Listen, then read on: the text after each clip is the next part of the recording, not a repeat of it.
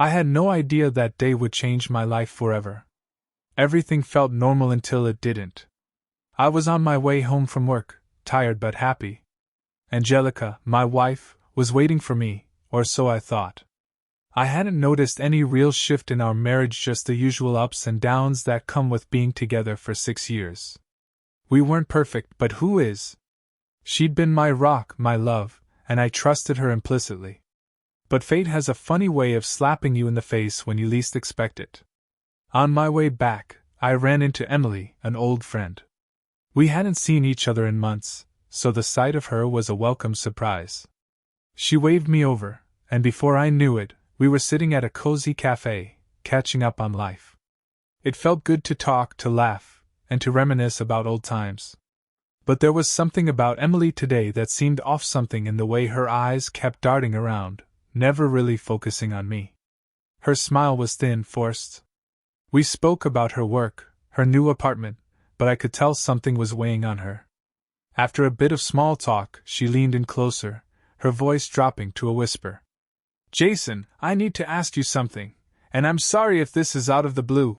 I frowned, puzzled by her sudden shift in tone. "What's up? Have you noticed anything strange about Angelica lately? Anything at all?" A knot formed in my stomach. "No," I replied slowly. "Nothing out of the ordinary." "Why?" She hesitated, biting her lip before speaking again. "I don't know how to tell you this, but Angelica is pregnant." Pregnant? My heart jumped for a second, but the excitement quickly turned to confusion. Angelica had never mentioned anything about being pregnant. And surely if she was, I'd know, right? Emily pressed on, her words cutting deeper than I thought possible. "She's expecting, but Jason, it's not your baby." I stared at her, unable to process the words. "Not my baby?" I laughed, though it sounded hollow. "What are you talking about?" Emily's eyes filled with sympathy. "I saw a picture, Jason. Of her, and her boyfriend. He's the father." The words didn't register at first. I blinked, trying to understand what she was telling me. Angelica? My Angelica? With someone else? No, it couldn't be. Emily must have been confused, or worse, lying. I shook my head, refusing to believe it. "Emily, are you sure? Maybe you're mistaken. I wish I was wrong," she said softly. "But Jason, I've known for a while. I didn't want to hurt you. I didn't know how to tell you." My mind raced as she spoke, trying to recall any signs, anything out of place. Angelica had been her usual self, kind, loving, attentive. She hadn't been distant. She hadn't been different. Emily's voice broke through my thoughts. "I didn't tell you earlier because I didn't know how you'd take it. But Jason, I'm sorry. She's been saying things about you. Cruel things." "What things?" I asked, my voice a whisper now. "She said she doesn't love you anymore. That she's planning to leave you." "Jason, I'm so sorry." The cafe, the noise, the world around me seemed to fade as her words sank in. My Angelica, the woman I had vowed to spend the rest of my life with, was planning to leave me. Pregnant with another man's child. It felt like the air had been sucked out of the room, and all I could do was stare at the table in front of me. Emily reached across the table, her hand resting on mine. "I'm here for you, Jason. Whatever you need." Her words of comfort were lost on me. I stood up, mumbling something about needing time to think. I couldn't face this right now. Not here. Not like this.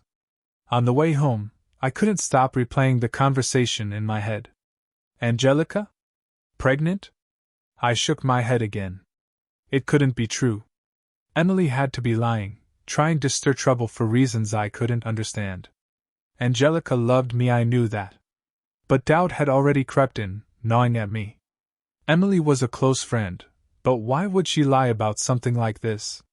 And the picture. She had seen a picture. That couldn't be fabricated, right? I reached home and found Angelica in the kitchen, humming softly to herself as she prepared dinner. She greeted me with her usual warm smile, her eyes sparkling with affection. "Hey, honey! How was your day?" I stared at her, my heart heavy with doubt and confusion. She looked the same, acted the same. There was no sign, no hint of the betrayal Emily had described. She came over and kissed me on the cheek, the same way she had done for years. "I miss you." I forced a smile, trying to push the conversation with Emily to the back of my mind. For the next few days, I watched her carefully, looking for any signs of deception. But there was nothing. No nausea, no sudden changes in mood, no strange phone calls or late-night disappearances. Maybe Emily was wrong. Maybe I had let her words cloud my judgment. After all, Angelica and I had always been open with each other.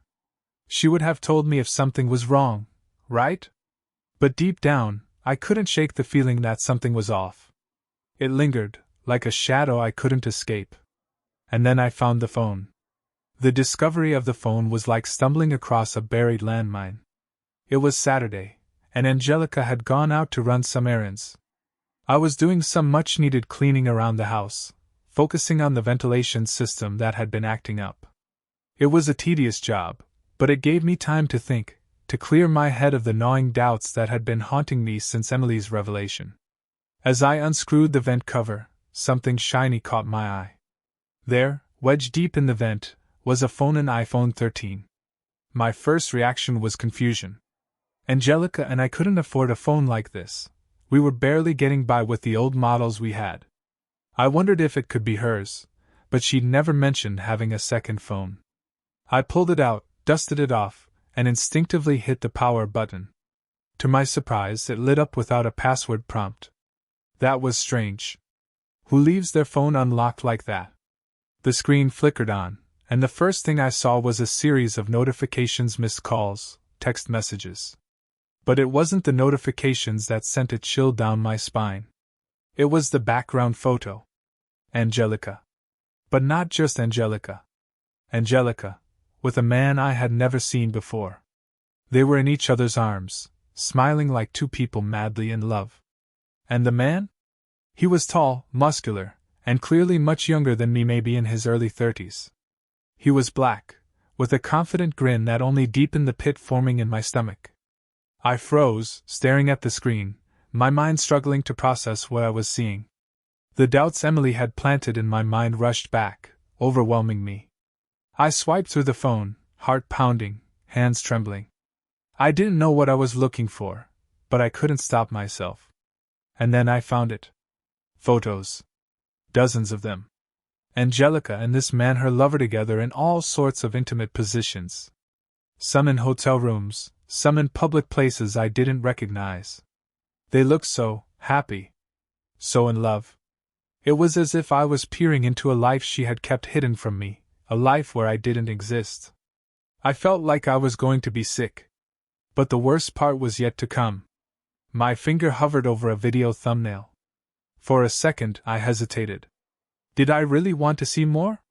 But curiosity, no, desperation won out. I tapped on it. The video started playing, and there she was.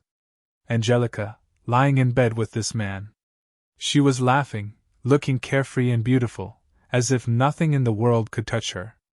The man leaned in, kissing her neck, whispering things I couldn't hear. And then, clear as day, she spoke. "To hell with Jason. I don't care about him anymore. He's just a dead weight." My chest tightened, my breath catching in my throat. The woman I loved, the woman I thought I knew, was mocking me, belittling me as if I meant nothing to her. I watched in horror as they continued talking, her voice cold and dismissive. "I can't wait for the divorce to go through," she continued, her tone bitter. "Then we can start our real life. You, me, and the baby." The baby? There it was, the confirmation I didn't want to believe. Angelica was pregnant, but not with my child. It was his. All the pieces started falling into place, Emily's words echoing in my mind. They had planned this. She had planned this. I felt the room spin as anger and heartbreak collided within me. I couldn't watch anymore. My mind was reeling, my hands shaking so badly I almost dropped the phone. I quickly closed the video, desperate to erase the images from my mind. Suddenly, I heard the front door creak open. Panic surged through me. Angelica was home. My mind raced, and without thinking, I shoved the phone back into the vent and hurriedly replaced the cover. My heart was thundering in my chest as I stood up, forcing myself to act casual. "Jason?" I heard her voice call from the hallway. "Are you in here?" I cleared my throat, trying to steady my shaking hands. "Yes, I just cleaned the room," I called back, hoping my voice didn't betray the turmoil inside me. She walked in, her eyes lighting up as she saw me. "You're always working so hard around here," she said with a sweet smile. "I don't know what I'd do without you." I stared at her, my emotions swirling: rage, confusion, disbelief. How could she stand there and act like everything was fine? How could she look me in the eye and say she loved me when she was lying to my face? I forced a smile, playing along. "Just trying to keep the house in shape." She came closer, wrapping her arms around my waist. "I love you, you know that?" Her words felt like a dagger to the heart. I swallowed hard, fighting the urge to pull away. "I love you too," I lied, the words burning on my tongue. For the rest of the evening, I couldn't stop thinking about that phone. The photos, the video, the words she had said. To hell with Jason. It kept replaying in my mind like a broken record, driving me to the edge of madness. When we went to bed that night, I lay next to her, unable to sleep. Every time I closed my eyes, I saw her with him. I saw the life she had planned without me. I knew I had to confront her. But not yet. Not until I had a plan. For now, I would wait. I would watch. And I would make sure I was ready when the time came to face the truth. The phone haunted me. I couldn't get it out of my mind: the images, the video, the cold, dismissive way Angelica had spoken about me. Every time she smiled at me or kissed me, it felt like a cruel joke. I barely slept, tormented by the knowledge of what she was doing behind my back, and yet I couldn't bring myself to confront her, at least not yet. I needed a plan. I needed to be sure. That's when I decided to reach out to Emily. It had been almost a week since we had talked at the cafe, and I could tell from the look on her face then that she had known this would happen. She knew Angelica better than I did, it seemed. And she had been the one to try and warn me. As much as it hurt, I knew I needed her help. I called her, my voice strained but calm. "Emily, it's Jason. We need to talk." There was a brief pause on the other end, then she replied softly. "I was wondering when you'd call. I'll meet you at my place." An hour later, I was sitting on Emily's couch, hands clenched into fists as I recounted everything: the phone, the pictures, the video, every disgusting detail. Emily listened without interrupting, her eyes dark with sympathy and anger. "I'm so sorry, Jason," she said once I finished, her voice full of empathy. "I can't imagine how hard this must be for you." I nodded, struggling to keep my emotions in check. "I don't know what to do. I want to confront her, but I need more. I need to make sure she can't just walk away from this." Emily leaned forward, her face hardening with determination. "You don't just want to confront her. You want to destroy her." I looked at her, the word, destroy, hanging in the air between us. Destroy her? Yes, part of me wanted exactly that. I wanted Angelica to feel the pain she had inflicted on me, to see her perfect little plan come crashing down.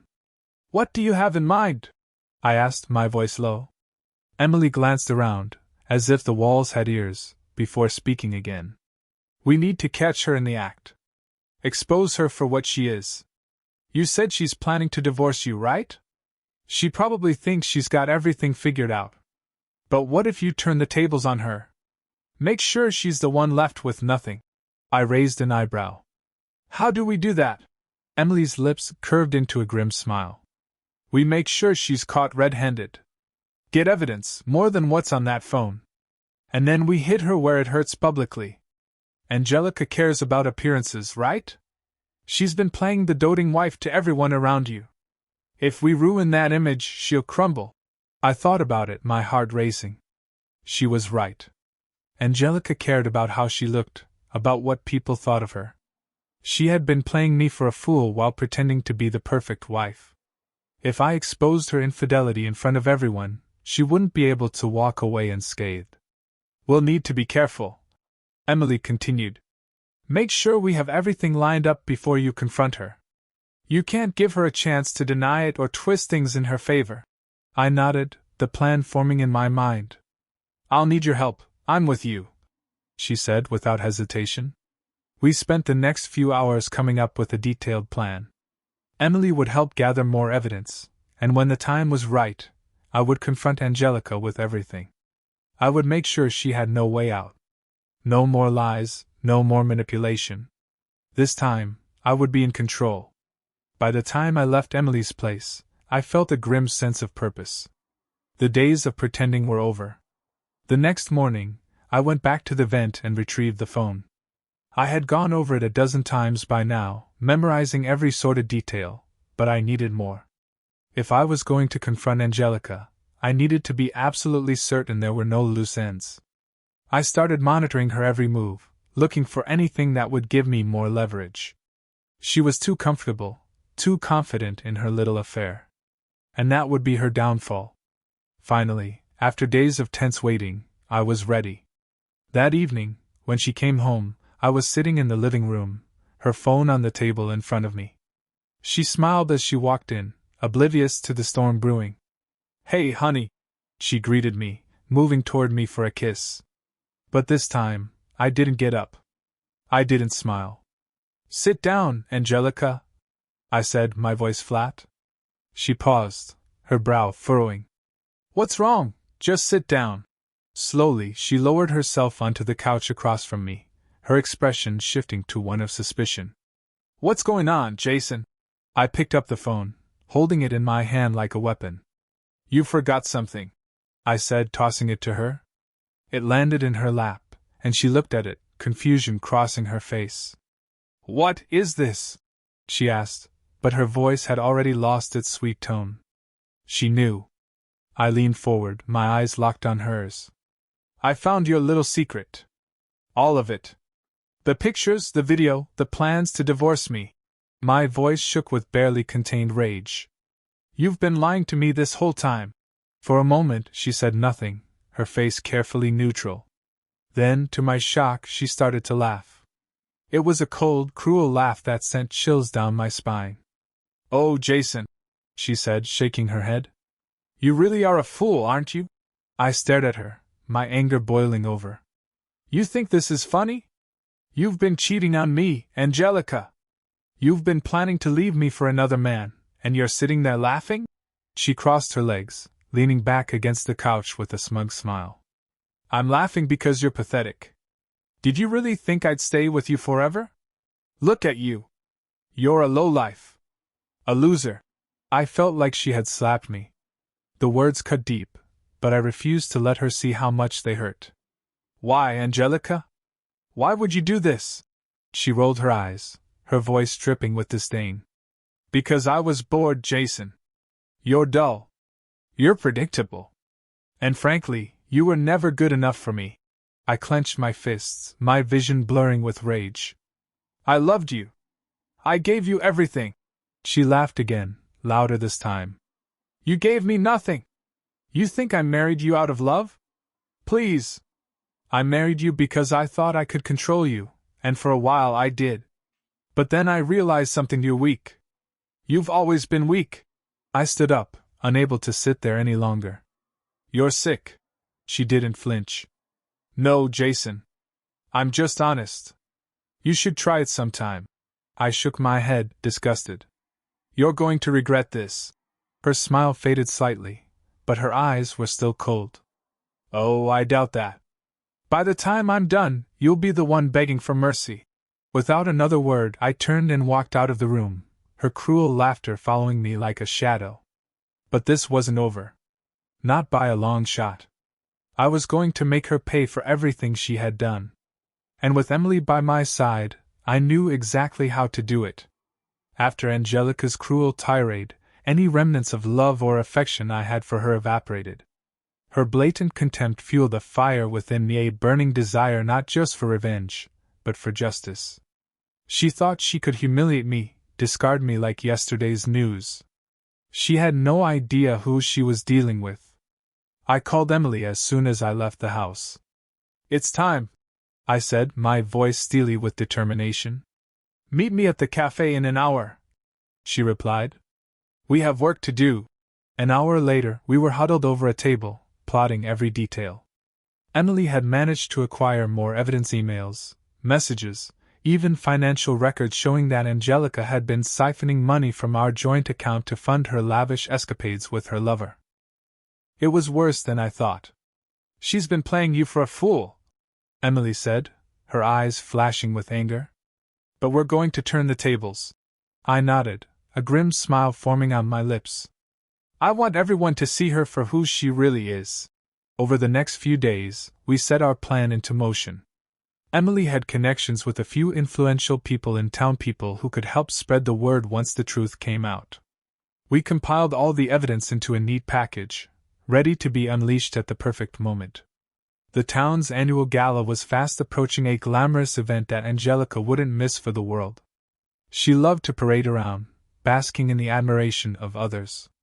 It was the ideal setting. The night of the gala arrived, and I dressed in my finest suit. As I adjusted my tie in the mirror, I felt a surge of confidence. This was it. The beginning of the end for Angelica's charade. At the gala, the room was abuzz with laughter and the clinking of glasses. Crystal chandeliers cast shimmering light over the elegantly dressed crowd. I spotted Angelica across the room, dazzling in a red gown, her arm casually linked with her lover's. The audacity of her bringing him here, flaunting their affair in plain sight, ignited the fire within me even more. I caught Emily's eye, and she gave a subtle nod. Showtime. As the host took the stage to make the evening's announcements, I made my way to the front, signaling that I had something to share. The host, a family friend, handed me the microphone with a curious smile. Ladies and gentlemen, I began, my voice carrying across the grand hall. Thank you for giving me a moment of your time. I have an important announcement to make. All eyes turned toward me, including Angelica's. She looked surprised, but not worried yet. I wanted to take this opportunity to acknowledge someone very special. I continued, my gaze locking onto hers. My wife, Angelica.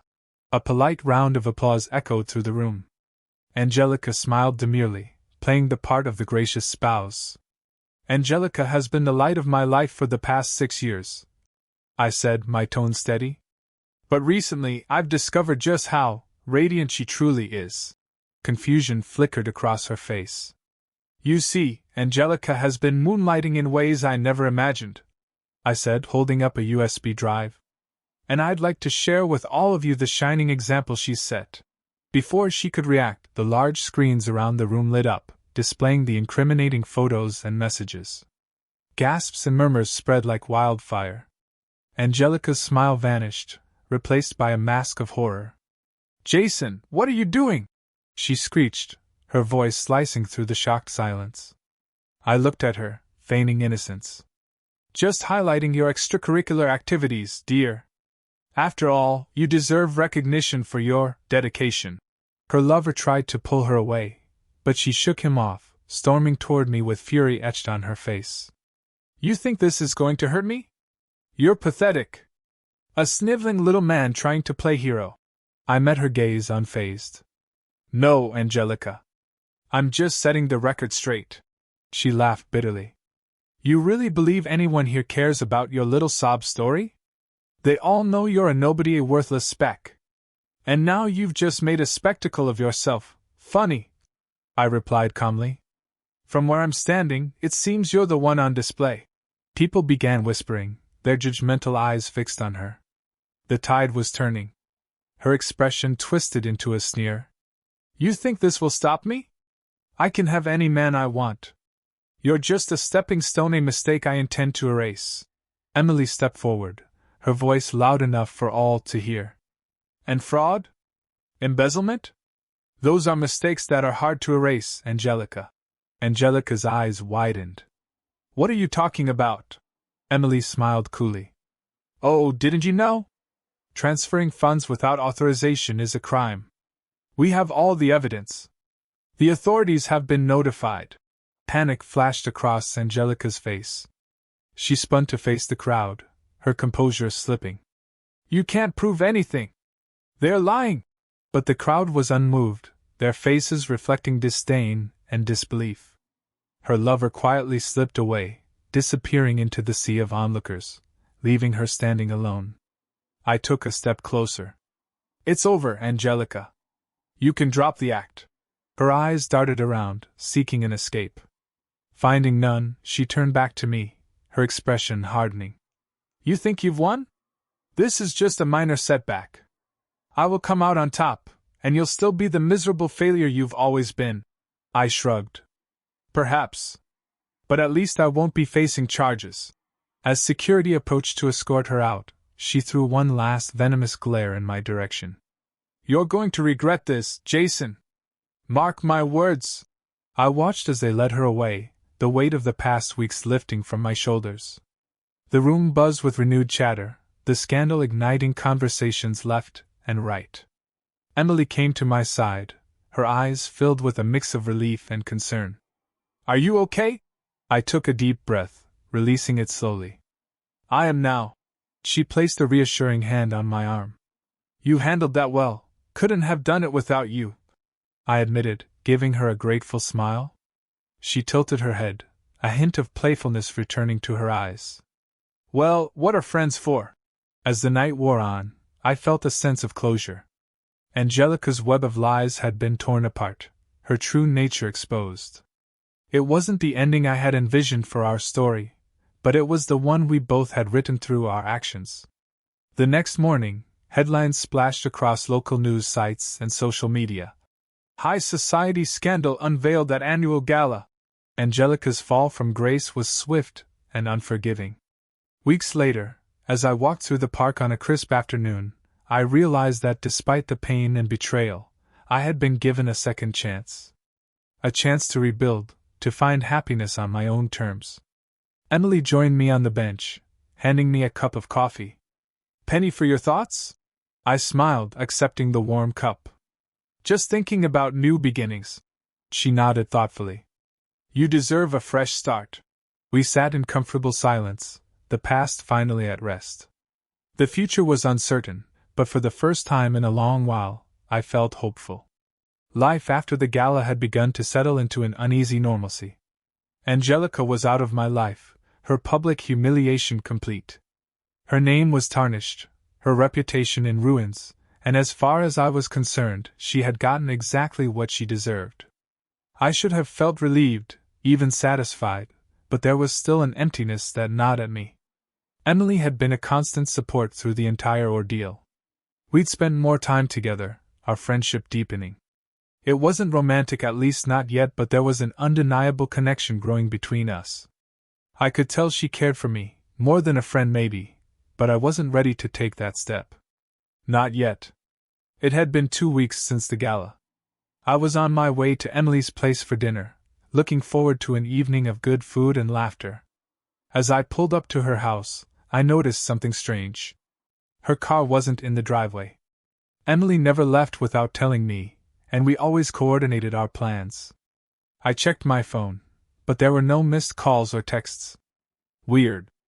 I got out of the car and knocked on her front door, but there was no answer.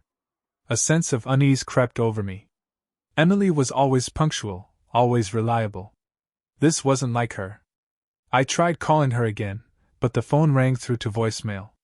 Something was off, and my instincts were screaming at me that something was wrong. I knocked again, harder this time, then decided to check around the back of the house. As I rounded the corner, my foot kicked something metallic. I looked down and froze. It was Emily's phone, lying in the grass near the side of the house.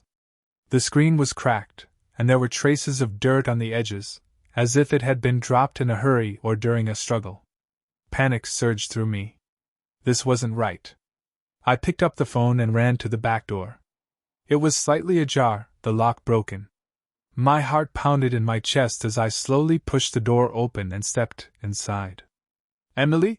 I called out, my voice shaky. The house was eerily quiet. I stepped into the kitchen. Everything seemed in place until I noticed the overturned chair near the dining table. A plate of food lay shattered on the floor, the remnants of dinner strewn across the tiles. Something had happened here. I quickly moved through the house, checking every room, but there was no sign of her. My mind raced, trying to make sense of what was happening. Emily wouldn't just leave like this. She wouldn't drop her phone, and she definitely wouldn't leave her house unlocked and in disarray. Just as I was about to call the police, I heard a faint, muffled sound coming from the basement. My blood turned to ice. I hadn't checked the basement yet. My hands trembled as I gripped the doorknob and slowly turned it. The door creaked open, revealing a dark staircase leading into the basement. The sound was clearer now. Someone was down there. "Emily?" I whispered, stepping cautiously down the stairs. The basement was dimly lit by a single hanging bulb, casting long, eerie shadows on the walls. As I reached the bottom, I froze at the sight before me. Emily was there, tied to a chair, gagged, her eyes wide with fear. And standing next to her, looming like a specter from the past, was Angelica. She had changed since the last time I saw her. Gone was the elegant, composed woman I had once loved. Her hair was disheveled, her eyes wild with rage. She looked unhinged, and there was a knife in her hand, its blade catching the dim light. "Jason," she sneered, her voice dripping with malice. "Took you long enough." My mind raced, trying to process what I was seeing. Angelica, how had she found Emily? How had she gotten in? And more importantly, what did she want? "What the hell are you doing?" I demanded, my voice shaky with fear and anger. "Let her go!" Angelica laughed, a sharp, maniacal sound that sent shivers down my spine. "Oh, I'm not letting anyone go," she said, circling around Emily like a predator. "You thought you could humiliate me, Jason? Ruin my life? Did you really think I wouldn't fight back?" Her eyes were locked onto mine, and for the first time, I saw the depths of her madness. She wasn't just angry, she was dangerous. "You did this to yourself," I said, trying to keep my voice steady. "You cheated. You lied. This is your fault, Angelica." She tightened her grip on the knife, her eyes narrowing. "Fault? You want to talk about fault?" She laughed again, shaking her head. "You were always so blind, Jason. So weak. You thought I could be happy with someone like you? I deserve better." She gestured toward Emily with the knife, a cruel smile twisting her lips.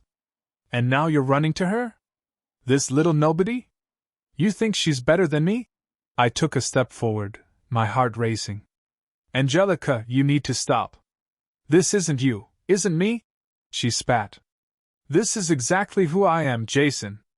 And now, I'm going to take back control." I glanced at Emily, her terrified eyes pleading with me to do something. My mind raced, searching for a way out, for anything that could stop this from spiraling further. "Angelica, think about this," I said, my voice calm but desperate. "You don't want to do this. You don't want to hurt her." But she wasn't listening. She was too far gone.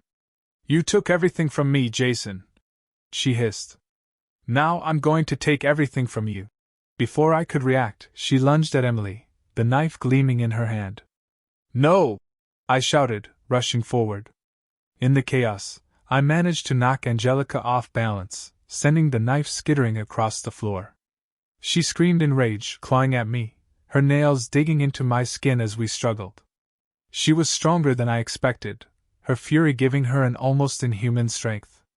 We grappled in the dim light, my mind solely focused on keeping her away from Emily. She swung wildly, but I managed to dodge, slamming her against the wall with all the strength I could muster. For a moment, Angelica was stunned, her breath coming in ragged gasps. I grabbed the knife from the floor, holding it between us. "Stop, Angelica," I warned, my voice trembling. "This ends now." But she only smiled, a twisted, manic grin spreading across her face. "You'll never be free of me, Jason. Never." Suddenly, the basement door burst open, and 2 police officers stormed down the stairs. Emily must have triggered some silent alarm before I arrived. They quickly subdued Angelica, pinning her to the floor as she screamed obscenities, thrashing like a wild animal. I dropped the knife, my hands shaking as I rushed to untie Emily. She collapsed into my arms, sobbing, her body trembling with fear. It's over, I whispered, holding her close. She can't hurt you anymore. But as the police dragged Angelica away, her final words echoed in my mind, sending a chill down my spine. You'll never be free of me, Jason. Never. The chaos of the basement seemed like a fever dream, a violent blur of emotions, adrenaline, and fear. Angelica was gone now, taken away by the police, and the house had finally fallen silent. The officers had asked their questions, taken statements, and left, assuring us that Angelica would be charged and kept away for good. But despite their words, her final threat echoed in my mind like a sinister promise. You'll never be free of me, Jason. Never. I sat with Emily on the couch, her head resting on my shoulder. She had calmed down, but I could still feel the tremble in her body. I stroked her hair gently, trying to reassure both her and myself that the nightmare was over. But deep down, I knew it wasn't. Not yet. Are you okay? I asked softly, breaking the silence. Emily nodded, but her voice was still shaky. I think so.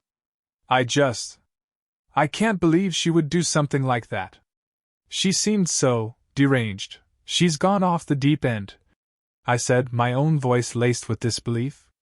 I never imagined she was capable of something like this. Emily sat up, wiping the remnants of tears from her face. I'm just glad you were here. I don't know what she would have done if you hadn't stopped her. I forced a smile, though my mind was elsewhere. Angelica had been unhinged tonight, yes, but her words kept repeating in my head. There was something I couldn't shake, a gnawing feeling that this wasn't the end. That she had one last card to play. The next morning, I woke up early, still shaken from the events of the night before. Emily had stayed at my place, too afraid to return home for the time being. As I stepped into the kitchen to make coffee, my phone buzzed with an unknown number. I stared at it for a moment, debating whether to answer. Something about the timing felt off. I hesitated, then picked up. Hello, Jason. The voice on the other end was low and unfamiliar. We need to talk. It's about Angelica. I froze, my heart skipping a beat. Who is this? There was a brief pause. Let's just say I know her better than you think. Meet me at the old pier by the lake, 2 o'clock. Don't be late. Before I could respond, the line went dead. A chill ran down my spine. Who the hell was that? And why would they know anything about Angelica? My instincts screamed to ignore it, to call the police, but curiosity and a deep need for answers pulled me in. Who was that? Emily asked as she entered the kitchen, noticing the concern on my face. Someone, about Angelica, I said slowly. They want to meet. Today. Emily frowned, her eyes widening. Jason, this sounds like a trap. Don't go. I know it sounds crazy, but what if there's something I don't know? What if Angelica is hiding more than we think? I couldn't shake the feeling that there was something bigger at play here, something I hadn't yet uncovered. Emily looked at me, worry etched on her face. Just be careful, okay? Please. I promised her I would, but as the clock ticked closer to 2, a sense of dread settled in my gut. I couldn't help but wonder if I was walking into something far worse than I imagined. The pier by the lake was deserted, save for a few seagulls circling above, their cries echoing in the stillness. The wind was cold, biting through my jacket as I stepped onto the weathered boards. I scanned the area, my heart racing. No one was here. Had I been lured into a trap? Just as I was about to turn back, a figure emerged from behind an abandoned boathouse. It was a man, tall and broad-shouldered, wearing a dark hoodie that obscured most of his face. He walked toward me with a calm, deliberate pace. Jason, he said in that same low voice from the phone. I'm glad you came. I stiffened, keeping my distance. Who are you? He stopped a few feet away, his hands in his pockets. You can call me Marcus. The name didn't ring any bells. What do you want? Why did you bring me here? Marcus tilted his head, his face still shadowed by the hood.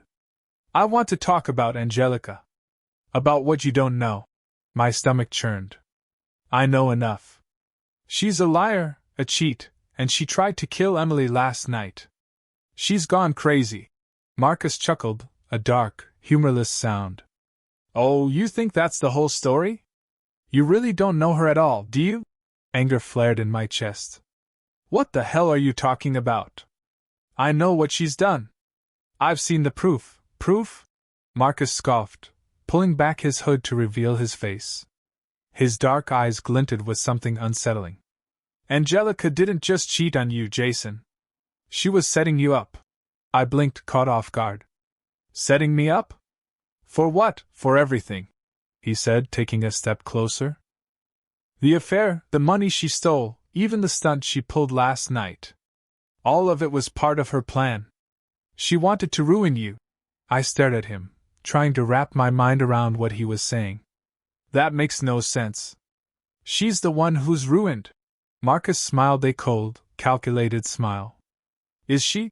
Before I could respond, he reached into his pocket and pulled out a folded piece of paper. He handed it to me, his eyes locked on mine.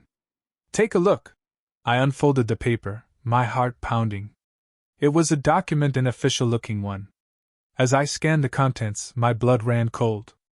It was a life insurance policy. For me. And the beneficiary? Angelica. I looked up at Marcus, horror dawning on me. What the hell is this? Marcus shrugged. You were always worth more to her dead than alive, Jason. She didn't care about the affair. It was all about the money. She's been planning this for a long time. The affair was just a distraction. I felt sick, my legs unsteady beneath me. You're lying. Marcus shook his head. I wish I was. But this is real. And there's more. He pulled out a small flash drive, holding it between his fingers. On here you'll find recordings, plans she made, the people she hired. You were never supposed to make it out of this alive.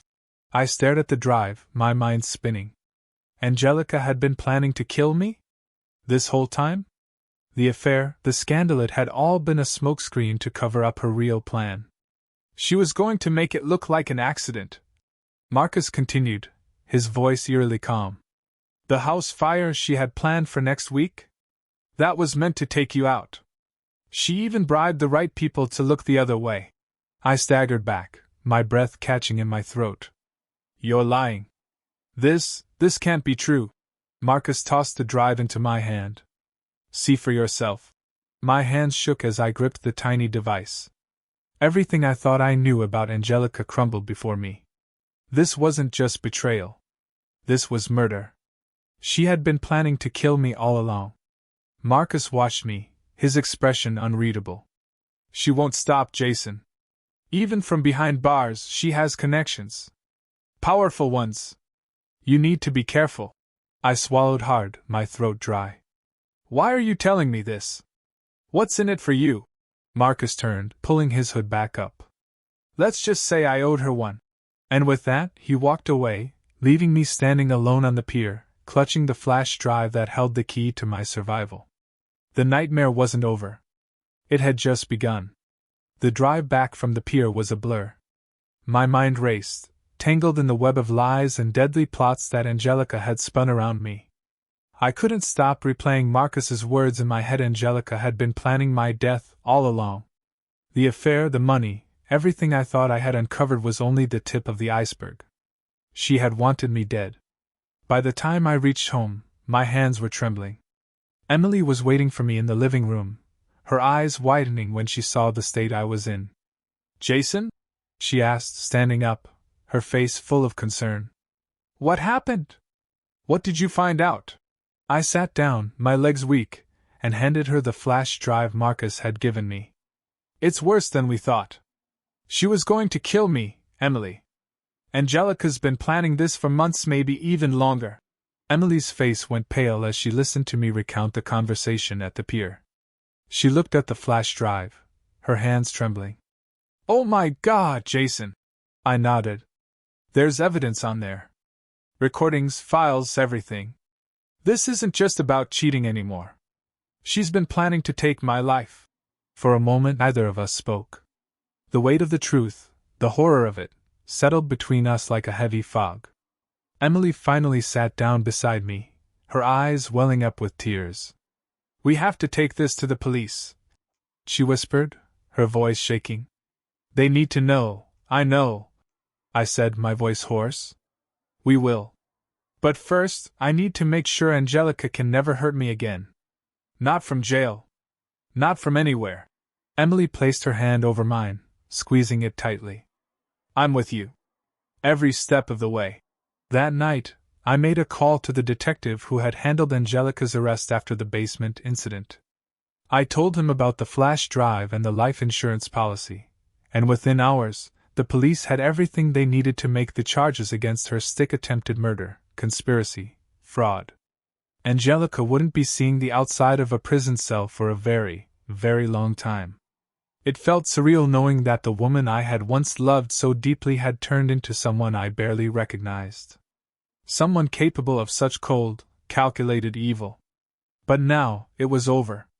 The storm she had unleashed was finally dying down, and I could see a path forward, clear of the darkness she had cast over my life. Months passed, and life slowly returned to normal, if normal could even be the word for it.